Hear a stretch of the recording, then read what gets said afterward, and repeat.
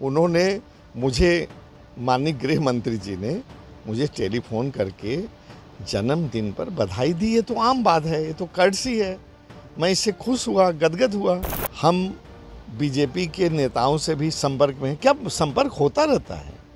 हम कांग्रेस के नेताओं के भी संपर्क में, राहुल गांधी जी से भी मिलते हैं, अधीर रंजन चौधरी से भी मिलते हैं, मनीष तिवारी जी से भी मिलते हैं, गोगई से भी मिलते हैं, हम टीएमसी के नेताओं से भी मिलते हैं, हम हर पार्टी के नेताओं से मिलते हैं, सब साथी दोस्त हैं। मैं बात करूंगा इस समय जौनपुर के बसपा सांसद श्याम सिंह यादव से, जो कि इस समय जौनपुर में क्षेत्र भ्रमण में आए हुए हैं।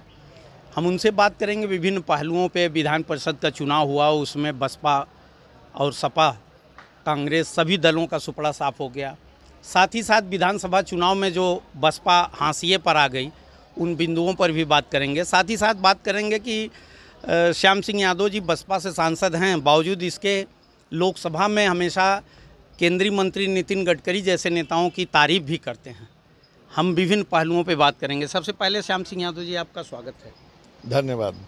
आप बताएं, आप लोकसभा में आप बसपा के सांसद हैं, लेकिन देखते हैं कि लोकसभा में कार्रवाई के दौरान आप केंद्रीय मंत्री नितिन गडकरी की तारीफ भी करते हैं। क्या है? देखिए, एक सरकार है, सरकार का मुखिया है, उसको चलाने वाले बहुत कैबिनेट मिनिस्टर हैं। जो अच्छा काम करेगा उसकी तारीफ होगी, जो अच्छा काम नहीं करेगा उसकी शिकायत भी होगी। गडकरी साहब बहुत अच्छा काम करते हैं, हम उनकी तारीफ करते हैं, खुलेआम करते हैं, डंके की चोट पर करते हैं, करते रहेंगे। प्रधानमंत्री ने जो जो कदम उठाया है, चाहे वो नोटबंदी का हो, वो सफल नहीं हुआ, चाहे वो कोरोना का हो, कोरोना में लोग इतने मजदूर कहाँ से एकाएक उन्होंने लॉकडाउन कर दिया। ये नहीं सोचा कि ये मजदूर बेचारे अपने कैसे घर जाएंगे। आप सोचिए, हर आदमी सोचे कि अगर हफ्ते 10 दिन का उनको समय दे दिया गया होता कि प्रदेश के कोनों कोनों से, चाहे आंध्रा हो, कर्नाटका हो, पंजाब हो, हरियाणा हो, केरला हो, बंगाल हो, जो भी हमारे गरीब मजदूर वहाँ काम करने को सबको घर आना था, तो अगर समय दे दिया होता हफ्ता 10 दिन, तो क्या बेजा हो जाता। सब लोग बड़े आराम से अपने अपने घर पहुँच जाते, लेकिन उनको समय नहीं दिया गया। ये बहुत गलत, और हम तो कहते हैं कि कहने में शब्द को बेवकूफ़ी भरा डिसीजन था। कोई भी कॉमन सेंस का आदमी अपने जो मज़दूरों के बारे में सोचता है, उसके बारे में तो सोचते ही नहीं, केवल कहते हैं। और ये सब बीजेपी वाले कहते हैं, सोचते नहीं। उन्होंने सोचा, अच्छा अगर मज़दूर चल पड़ा तो क्या उन्होंने उनके खाने का इंतज़ाम किया? रास्ते में होता है ना, कभी विपत्ति आती ऐसी आती है तो हर ज़िले के प्रशासन को कहा जाता है कि भाई जगह जगह पर इनके खाने की व्यवस्था करो, जगह जगह पर इनकी पानी की व्यवस्था करो। और क्योंकि पैदल जा रहे हैं, सामान के साथ जा रहे हैं, बच्चों के साथ जा रहे हैं, और देख रहे हैं कि औरतें हैं, आदमी हैं, पैर में छाले पड़े हैं, पट्टी बांध के जा रहे हैं, तो क्या इतना फ़र्ज नहीं बनता कि जिला प्रशासन को कहें कि एक जिला प्रशासन एक जगह से दूसरी हेडक्वार्टर पर छुड़वावे? बनता है ना। तो क्या जो इतना भी नहीं सोच सकता वो जनता का खैरख्वाह कैसे बनता है? मुझे बहुत संदेह होता है। ये बताइए, आप कह रहे हैं भाजपा के लोग केवल बोलते हैं, लेकिन उसी भाजपा के नेता नितिन गडकरी हैं, केंद्रीय मंत्री, उनकी आप प्रशंसा करते हैं। अभी अपने जन्मदिन पे आपने पोस्ट डाली फेसबुक से कि उन्होंने आपके जन्मदिन पर तोहफा दिया, जौनपुर के सभी जितने ओवरब्रिज थे रेलवे लाइन पे, सबको उन्होंने पास किया। क्या है? हाँ, देखिए, जो जनता के हित में अच्छा काम करेगा वो प्रशंसा का पात्र होगा। और गडकरी साहब हमारा ही नहीं, हमारे केवल जन्मदिन पर हमारी रिक्वेस्ट पर उन्होंने जो जौनपुर की जनता को 7 फ्लाईओवर स्वीकृत कर दिया, ये कम बात नहीं है। उनका दिल बड़ा है और काम भी अच्छा करते हैं, केवल हमारे लिए नहीं करते। वो गडकरी साहब पूरा देश के लिए करते हैं। और यही बात है, आप पता कर लीजिए कि आज बीजेपी में कोई एक ऐसा आदमी है, मिनिस्टर, जिसको पूरा अपोजिशन सम्मान देता है और खुश है, तो वो है श्री नितिन गडकरी। उसके बराबर कोई नहीं है बीजेपी में। लेकिन ये परिस्थितियों की बात है, कई चीज़ें और होती हैं कि कौन नेता बन गया, कौन किसको वोट दिया, कौन प्रधानमंत्री बन गया। कोई ज़रूरी नहीं कि प्रधानमंत्री सबसे अच्छा ही हो, और ये हर संगठन में देखा जाता है।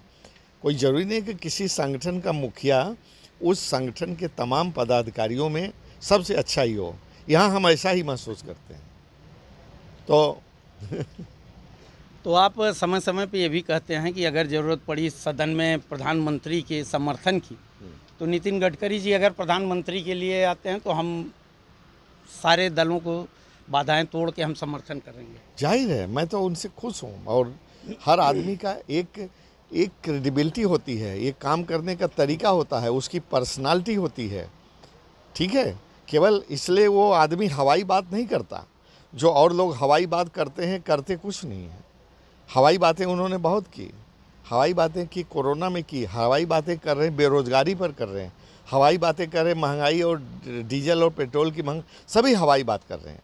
कुछ कम कर रहे हैं? कहीं आपको लगा है कि उन्होंने जनता को की बेहतरी के लिए कोई सुविधा दी है? और हवाई बातें कर रहे हैं, वो अंबेडकर की करने लगते हैं, अंबेडकर को ऑन करने के लिए, लेकिन नीचे से छुरी चलाते हैं, काट देते हैं, आरक्षण काट देते हैं। ठीक है ना? तो कोई, बाकी सभी लोग कहते कुछ हैं, करते कुछ हैं। लेकिन ये बताइए कि नितिन गडकरी जी आपके जन्मदिन पे तोहफा देते हैं, और ये भी चर्चा आई कि गृह मंत्री अमित शाह जी, जो कि दूसरे नंबर के नेता भाजपा में इस समय माने जाते हैं, वो आपको जन्मदिन पर बधाई देते हैं। क्या ये, इसमें क्या सच्चाई? अरे भाई, इसमें कि क्या सच्चाई है, क्या झूठाई है?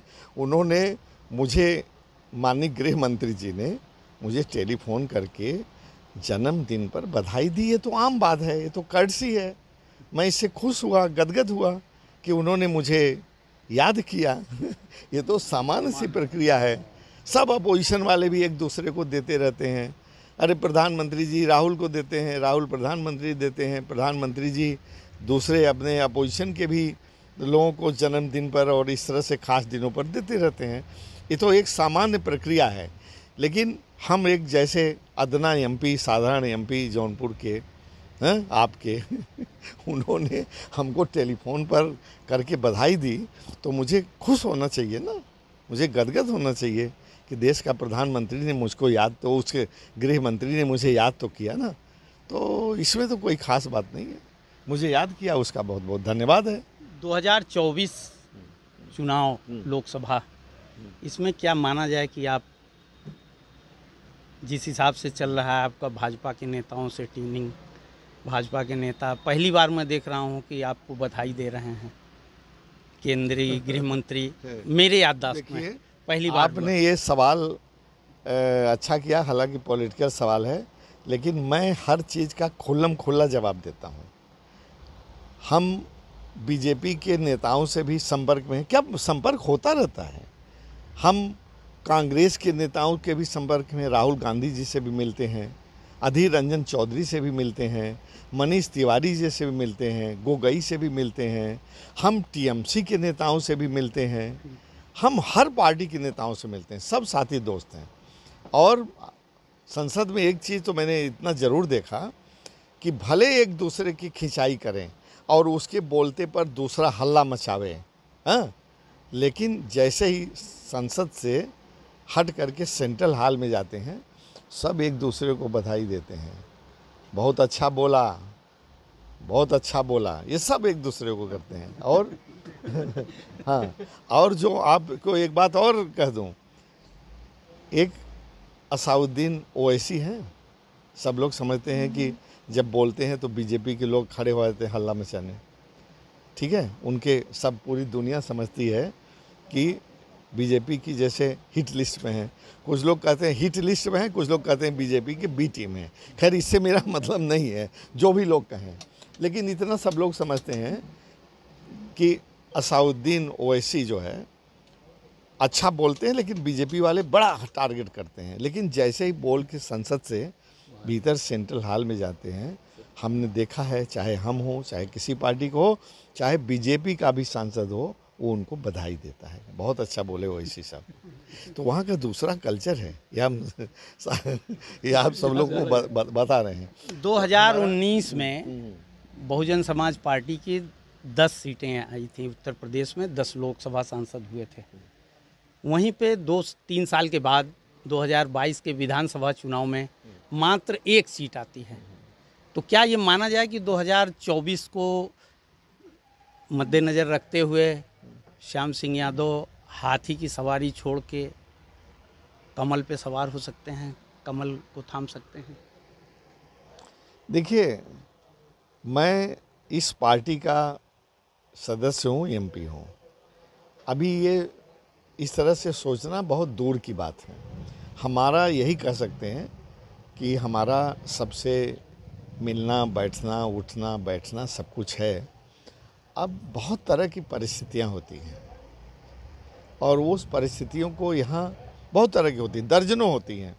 मान लीजिए कि कोई पार्टी से जाना नहीं चाहता, निकाल दिया जाता है। मान लीजिए कि पार्टी किसी को समझती है कि हमारा अच्छा काम नहीं कर रहा है, पार्टी विरोधी गतिविधि कर रहा है, उससे होते हैं। कुछ लोग ऐसे होते हैं जो अपना कैलकुलेट करते हैं कि नहीं यार, यहाँ तो हम हार जाएंगे, अब ऐसी पार्टी को पकड़ें कि जीत जाएंगे। तो मेरा इन सब चीज़ों में कोई विश्वास नहीं है। लेकिन हाँ, वो वक्त आने पर मैं समझता हूँ कि क्या होगा वो ऊपर भविष्य के गर्भ में निर्भर है। और जो आप कह रहे हैं हार जीत, ये हार जीत लगी रहती है। बीजेपी 0 थी, 2 हो गई, कहते हैं 200 से इतना बढ़ गए। तो जब एक बार बढ़ गए थे, माननीय अटल बिहारी वाजपेयी जी प्रधानमंत्री बन गए थे, बीजेपी कितनी संख्या थी, फिर घट गए ना बीच में, मनमोहन 10 साल घट गए ना, अब 10 साल के बाद फिर बढ़ गए। लेकिन ये बढ़ना घटना लगा रहता है। अब देखिएगा कुछ दिनों में फिर घट जाएंगे, कुछ दिनों में फिर घट जाएंगे। ये बताइए, ये बसपा जो इतने नीचे आ गई, एकदम शून्य ही समझिए कि 1 सीट है विधानसभा की 403 में, और लोकसभा के तो 10 सांसद हैं लेकिन गठबंधन से, तो क्या ये नहीं कि बसपा अब समाप्त की ओर बढ़ रही है? नहीं, ऐसा तो मुझे देखिए नहीं लगता। और बसपा का बड़ा जनाधार है और उसमें बहुत पोटेंशियल है भीतर। जो बसपा का जनाधार है बहुत पोटेंशियल है। वक्त की बात होती है, परिस्थितियों की बात होती है, और सीट्स नहीं होता। आपने कभी देखा होगा कि पार्टी जब देखिए, एक पार्टी प्रतिशत वोट कम पाती है लेकिन सीटों की संख्या ज़्यादा पा जाती है। दूसरी पार्टी प्रतिशत वोट ज़्यादा पाती है और सीटों की संख्या कम हो जाती है। ये डिपेंड करता है कि अलग अलग क्षेत्र में कैसे कैसे वोटिंग हुई। तो मेरी पार्टी का अभी भी मजबूत जनाधार है, ऐसा मैं मानता हूँ। और परिस्थितियाँ बनती बिगड़ती रहती हैं, हर पार्टी के फेवर में और डिसफेवर में होती जाती रहती हैं। और बसपा ने अभी सीधे सीधे वॉकओवर दे दिया भाजपा को विधान परिषद के चुनाव में, क्या कहना चाहेंगे? नहीं, ये तो पार्टी का नीतिगत निर्णय है। अब किस वजह से लिया गया, ये हमारी सुप्रीमो बहन मायावती जी ने सोच समझ के ही निर्णय लिया होगा। हम उनके निर्णय पर प्रश्न चिन्ह नहीं उठा सकते हैं। ये थे बसपा के सांसद जौनपुर के श्याम सिंह यादव, जिन्होंने बड़े बेबाकी से अपनी बातों को रखा, और साथ ही साथ उन्होंने ये भी कहा कि 2024 दूर है और समय आने पर हम ये तय करेंगे कि हम कहाँ रहेंगे, किस दल से लड़ेंगे, कैसे लड़ेंगे। इसका निर्णय 2024 के पहले होगा। हाँ, इतना बात ज़रूर है कि भाजपा के नेताओं से, चाहे नितिन गडकरी हों या अमित शाह हों, जिस तरह से उन नेताओं ने बधाई दिया है जन्मदिन पे, उससे एक साफ संकेत ज़रूर मिलता है कि श्याम सिंह यादव जो बसपा के सांसद हैं, कहीं न कहीं भाजपा से इनकी नज़दीकियाँ 2024 के चुनाव में कुछ गुल खिलाएंगी। जौनपुर से राजकुमार सिंह, यूपी तक।